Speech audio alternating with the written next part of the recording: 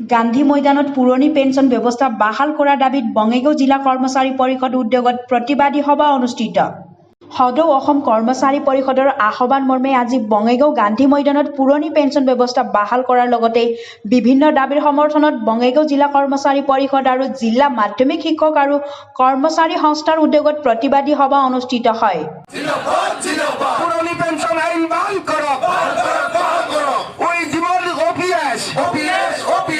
আমাৰ বিশেষকৈ বিভিন্ন সমস্যাবিলাক আমাৰ প্ৰথম সমস্যাটো হৈছে NPS বাতিল কৰি OPS প্ৰৱৰ্তন কৰা।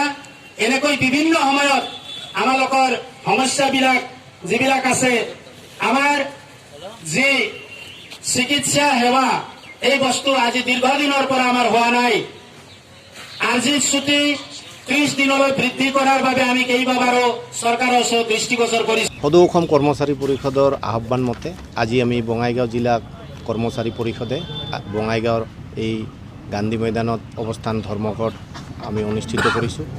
আবেলি 3 বজাৰ পৰা 5 বজালৈকে এই ধৰ্মঘট, আৰু এই ধৰ্মঘটৰ মূলত উদ্দেশ্য হ'ল যে অসম চৰকাৰে বহুদিন ধৰি আমাৰ কৰ্মচাৰীসকলে যি অভাৱ অভিযোগ আছে বা দাবী আছে এইবিলাক পূৰণ কৰা নাই, আৰু তাৰে মূলত বিভিন্ন সমস্যাৰ মাজতো মূল দাবী হ'ল আমাৰ যে নতুন পেঞ্চন ব্যৱস্থা বাতিল কৰি, অৰ্থাৎ অসম চৰকাৰে 2005 চনৰ 1 ফেব্ৰুৱাৰীৰ পৰা যিবোৰ চৰকাৰী নিযুক্তি দিছে, এই নিযুক্তি পোৱা আমাৰ শিক্ষক কৰ্মচাৰীসকলে অৱসৰৰ পাছত পেঞ্চনৰ ব্যৱস্থা নাই, যাৰ ফলত তেওঁলোকৰ চাকৰিকালৰ পিছত তেওঁলোকৰ পৰিয়াল চলোৱাত এক সমস্যাৰ সৃষ্টি হয়। সেয়েহে চৰকাৰক আমি অনুৰোধ কৰিছোঁ যাতে নতুন পেঞ্চন নীতি বাতিল কৰি পুৰণা পেঞ্চন নীতি বাহাল ৰাখে, তাৰ কাৰণে আমি চৰকাৰক অনুৰোধ ৰাখিছোঁ। বিশেষকৈ আমাৰ কৰ্মৰত শিক্ষকসকলে তেওঁলোকে বছৰেকত 10 দিন মাত্ৰ ছুটি পায়, আৰু তেওঁলোকৰ এই ছুটিৰ সংখ্যা আমি 30 দিনলৈ বৃদ্ধি কৰাৰ কাৰণে দাবী দিছোঁ। আজি বহুদিনীয়া দাবী, আজিলৈকে চৰকাৰে এই শিক্ষকসকলৰ ছুটিৰ আজিলৈকে দাবী মানি লোৱা নাই। গতিকে সেয়েহে চৰকাৰক অনুৰোধ কৰিছোঁ অতি শীঘ্ৰে যাতে শিক্ষকসকলৰ বছৰেকীয়া ছুটি, আৰ্জিত ছুটি যাতে 30 দিনলৈ বৃদ্ধি কৰে, তাৰ কাৰণে আজি এই প্ৰতিবাদী সভাৰ পৰা আমি বঙাইগাঁও কৰ্মচাৰী পৰিষদে পুনৰবাৰ চৰকাৰৰ ওচৰত দাবী জনাইছোঁ।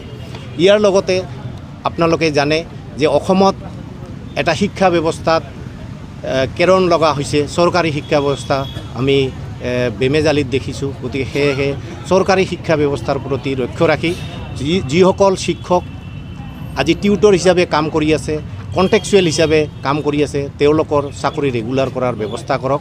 তাকে আমি আজি বঙাইগাঁও জিলা কৰ্মচাৰী পৰিষদৰ তৰফৰ পৰা পুনৰবাৰ অসম চৰকাৰক দাবী জনাইছোঁ। ইয়াৰ উপৰিও আমাৰ বিভিন্ন সমস্যা আছে, যেনে স্বাস্থ্য বিভাগত যিসকল আমাৰ কৰ্মচাৰী কাম কৰে, আচলতে বিশ্ব স্বাস্থ্য সংস্থাৰ মতে প্ৰতি 1000জন জনসংখ্যাৰ ভিতৰত এজন ডক্টৰ, নাৰ্ছ আৰু আমাৰ লাগে ফাৰ্মাচিষ্ট লাগে, কিন্তু দেখা গৈছে যে বঙাইগাঁও জিলাতে হওক বা অসমতে হওক জনসংখ্যা অনুপাতে কোনো চিকিৎসা ব্যৱস্থা নাই, যাৰ ফলত আজি অসমৰ চিকিৎসা ব্যৱস্থা পুতলগা পৰিৱেশ। অসমত নানান ধৰণৰ আজি মেডিকেল কলেজ হৈছে, কিন্তু সেই জনসংখ্যা অনুপাতে আজিলৈকে ডক্টৰ বা নাৰ্ছ বা ফাৰ্মাচিষ্ট আমি উপযুক্ত পৰিৱেশত পোৱা নাই। সেয়েহে চৰকাৰক আমি বঙাইগাঁও জিলা কৰ্মচাৰী পৰিষদৰ পৰা পুনৰবাৰ দাবী জনাইছোঁ যাতে অসমত লগতে বঙাইগাঁও জিলাতো যাতে এই আমাৰ স্বাস্থ্য সেৱা ব্যৱস্থাটো যাতে উন্নতিকৰণ কৰে, ই আমাৰ চৰকাৰৰ ওচৰত বিশেষ অনুৰোধ। দাবীটো আপোনালোকে গমেই পাইছে, আমাৰ হৈছে 2005 চনৰ 1 ফেব্ৰুৱাৰীৰ পাছত গোটেই আমাৰ এটা ভাৰত চৰকাৰে এইটো এটা নীতি প্ৰৱৰ্তন কৰিছিল যে 2005 চনৰ 1 ফেব্ৰুৱাৰীৰ পিছত যিসকলক নিযুক্তি দিয়া হয় তেওঁলোকৰ ক্ষেত্ৰত এটা নতুন পেঞ্চন নীতি এটাৰ ব্যৱস্থা কৰিছিল। আমি মানি লৈছোঁ গোটেই দেশখনত এইটো ব্যৱস্থা আছিল, কিন্তু তাৰ পৰৱৰ্তী পৰ্যায়ত বিভিন্ন ৰাজ্যত সেই নতুন পেঞ্চন ব্যৱস্থা বাতিল কৰি পুৰণি পেঞ্চন ব্যৱস্থাকে বাহাল ৰখাৰ সিদ্ধান্ত গ্ৰহণ কৰিছে। যদি বাকী ৰাজ্যবিলাকত পাৰে, অসমত কিয় নোৱাৰে? আমি বাৰে বাৰে চৰকাৰৰ ওচৰত সেইটো কথা দাবী কৰি আহিছোঁ। চৰকাৰৰ লগত বিভিন্ন সময়ত আমি আলোচনাত বহিছোঁ, তথাপিতো এই ক্ষেত্ৰত কোনো ধৰণৰ ব্যৱস্থা গ্ৰহণ কৰা নহ'ল। সেইকাৰণে আজি আমাৰ ইয়াত প্ৰতিবাদী কাৰ্যসূচী আমি আৰম্ভ কৰিছোঁ। লগতে অন্যান্য কিছুমান মূল দাবী যে শিক্ষকসকলৰ আৰ্জিত ছুটি আমাৰ ইতিমধ্যে সভাপতি মহোদয়ে কৈছে, আৰু সকলোতকৈ ডাঙৰ কথা যে 2013 চনত আমাৰ কিছুমান বিদ্যালয় প্ৰাদেশিকৰণ কৰা হৈছে। প্ৰাদেশিকৰণ কৰাৰ কাৰণে চৰকাৰে কৰিছে কি যে যিহেতু 2013 চনত প্ৰাদেশিকৰণ কৰা হৈছে 2005 চনৰ 1 ফেব্ৰুৱাৰীৰ পৰা নতুন পেঞ্চন ব্যৱস্থা প্ৰৱৰ্তন কৰা হৈছে। গতিকে 2013 চনত প্ৰাদেশিকৰণ কৰা বিদ্যালয়সমূহকো সেই একেই নতুন পেঞ্চন নীতিৰ আওতাত ধৰা হৈছে।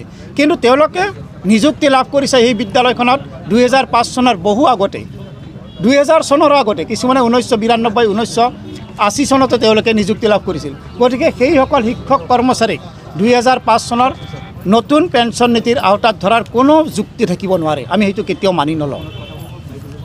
এনেধৰণৰ আমাৰ কেইবাটাও আৰু চিকিৎসা কৰ্মীসকলৰ তৃতীয় আৰু চতুৰ্থ কৰ্মচাৰীসকলক পেচেণ্ট কেয়াৰ এলাউন্স বুলি কোনো ধৰণৰ ব্যৱস্থা দিয়া নাই। আমি সেইটো দিব লাগে বুলি বাৰে বাৰে দাবী জনাইছোঁ। ইত্যাদি আমাৰ বিভিন্ন ধৰণৰ দাবী আছে আৰু এই দাবীসমূহ আমি চৰকাৰক সমাধান কৰাৰ কাৰণে অনুৰোধ জনাম আজিৰ এই প্ৰতিবাদী সভাৰ জৰিয়তে।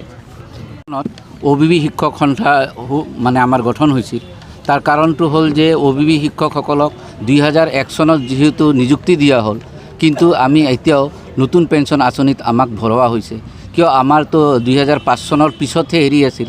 গতিকে আমি চৰকাৰলৈ এইটো দাবী জনাওঁ যে OBBবিলাকৰ 7066 যিসকল শিক্ষক আছিল তেওঁলোকক পুৰণি ব্যৱস্থাৰ অন্তৰত আনিব লাগে। সেইখিনিয়ে মোৰ দাবী।